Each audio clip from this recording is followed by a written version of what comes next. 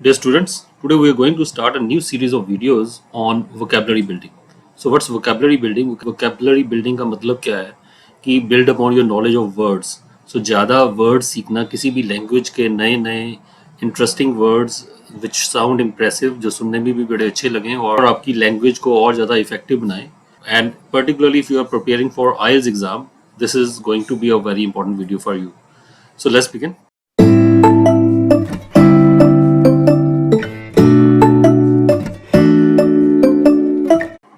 So here's our first word. So that is abandon. So abandon means इसका synonym क्या है? Leave. और हिंदी में कहें तो छोड़ देना, किसी चीज़ को छोड़ देना, leave कर देना. So another word is abandon. And let us see how we use it. इसको कैसे use करते हैं? जैसे for example, he abandoned his old car and bought a new one. So उसने अपनी old car को abandon कर दिया और नई खरीद ली. तो मतलब अपनी पुरानी कार को छोड़ दिया और उसकी जगह नई कार ले ली. या don't abandon your dreams, pursue them with determination. So don't abandon your dreams, अपने dreams को abandon ना करो, अपने सपनों को मत त्यागो, मत छोड़ो. Pursue them with determination, और पक्के इरादे से उनको आगे उनका पीछा करो अपने सपनों का. So again abandon means leave here. So let's move on to the second word. So second word क्या है? Accomplish. So accomplish का मतलब क्या है? English में an easier word is achieve, और हिंदी में कहें तो पूरा करना, किसी चीज़ को पूरा करना, अपने सपनों को पूरा करना, किसी काम को पूरा करना. और लेट्स सी इट्स यूजेज. और I am determined to accomplish my goals. मैं डिटर्मिन्ड हूँ, मेरा पक्का इरादा है अपने गोल्स को अकम्प्लिश करने के लिए, अपने गोल्स को, अपने टारगेट को पूरा करने का मेरा पक्का इरादा है. With hard work you can accomplish anything. Hard work के साथ आप कुछ भी अकम्प्लिश कर सकते हो, कुछ भी पूरा कर सकते हो. So this is the second word, बड़ा simple word है, and just look at the spelling. ACCOMPLISH, accomplish, पूरा करना. Then we come to the third word. So that is adapt. So एक और word भी है adopt, but this one is adapt. So किसी और वीडियो में डिस्कस करेंगे adapt और adopt में क्या डिफरेंस होता है. So adapt here means adjust, और हिंदी में कहे तो अनुकूलित करना या ढालना अपने आप को किसी सिचुएशन के हिसाब से. So let us see the sentence. It takes time to adapt to a new environment. नए environment में, नए वातावरण में अपने आप को adapt करने में टाइम लगता है, अपने आप को ढालने में, उसके हिसाब से अपने आप को adjust करने में टाइम लगता है. She adapted her speech to suit the audience. So उसने अपनी speech को, अपने भाषण को adapt किया, थोड़ा बदला, change किया, adjust किया ताकि audience को समझ लग सके. So this is the third word, adapt, adjust करना, बदलना, किसी के अनुसार ढालना, अनुकूलित करना. So that's what it means, and a very short word it is. And let us move on to the next word. Word number 4, analyze. So analyze means examine करना, विश्लेषण करना या मुआयना करना, किसी चीज़ को बड़ा बारीकी से, ध्यान से देखना, उसका अच्छा बुरा सब जो है आपस में तोलना. और सेंटेंस की बात करें तो he carefully analyzed the problem. So उसने बड़ा केयरफुली, बड़ा ध्यान से प्रॉब्लम को, समस्या को एनालाइज किया. So समस्या को ध्यान से देखा, उसमें क्या दिक्कत है, क्या डिफ़िकल्टी है, क्या आसान है.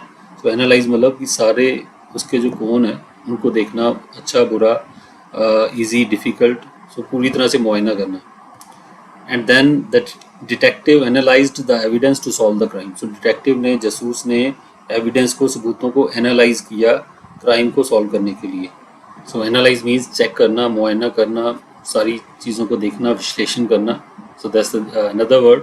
और यहाँ पे एक और चीज़ देखने वाली है कि बहुत सारे वर्ड्स हैं जिसमें हम Z या जिसे Z कहते हैं US इंग्लिश में. सो Z हम यूज़ करते हैं, और लेकिन जब हम US इंग्लिश में वो वर्ड लिखते हैं तो वहाँ पे हम Z की जगह पे S लगाते हैं. सो S के साथ भी एनालाइज बनता है, बट वी जनरली फॉलो जो ब्रिटिश इंग्लिश है उसमें Z यूज़ करते हैं. ANALYZD. So now coming to the last word for the day, आखिरी वर्ड जो आज का है, that is apparent. So apparent means obvious, और obvious का मतलब क्या होता है? स्पष्ट, clear, साफ. So कोई चीज़ बड़ी साफ, clear नज़र आ रही हो तो हम कहते हैं कि it is very apparent. और her disappointment was apparent from her expression. So उसकी जो disappointment थी, निराशा थी, बड़ी apparent थी, उसके expression से, उसके भाव से, उसके चेहरे से निराशा साफ नज़र आ रही थी. सो बड़ी क्लियर थी, बड़ी अपेरेंट थी। And then the thief's guilt was apparent in his eyes. So thief की गिल्ट, उसका जो कसूर था, उसका जो दोष था, वो बड़ा क्लियर था उसकी आईज में, अपेरेंट था उसकी आईज में। So this was the last word. और एक बार फाइनली रिकैप कर लें जो आज हमने 5 वर्ड सीखे हैं। So let us see what the 5 words are. First word था अबंडन, छोड़ देना किसी चीज़ को। और सेकंड वर्ड था अकम्प्लिश, किसी चीज़ को पूरा करना। अडेप्ट, अपने आप को अनुकूल करना, किसी चीज़ के हिसाब से एडजस्ट करना। एनालाइज, निरीक्षण करना, मुआयना करना किसी चीज़ को। और अपेरेंट, क्लियर, साफ, स्पष्ट। So these are the words that we have discussed today. So I hope they are clear. और इसका तरीका यही है वोकैबुलरी बिल्ड करने का कि ज़्यादा से ज़्यादा इन वर्ड्स को अपने सेंटेंसेस में यूज़ करें। सो आज ही we should look for opportunities where these words can be used. हमें देखें कि किस सिचुएशन में, किस जगह पे हम इन वर्ड्स को यूज़ कर सकते हैं। So start with using words and then slowly build sentences. So that's how we can learn English. So I hope this video will prove beneficial for you. And you can try using these words in sentences of your own. अपने खुद के sentences में इन words को use करने की आप कोशिश कर सकते हो। So पूरा sentence English में भी लिख सकते हो, या बाकी sentence हिंदी या पंजाबी में लिख के एक word English का बीच में डाल के उस तरीके से भी लिख सकते हो। And you can write those sentences in the comment section. So I will let you know. I will be happy to give you feedback regarding whether you have used the words in appropriate manner. So happy vocabulary building. So good luck to you. Goodbye for now. So meet once again with another video. Till then, stay happy, stay blessed. God bless you all. Thank you.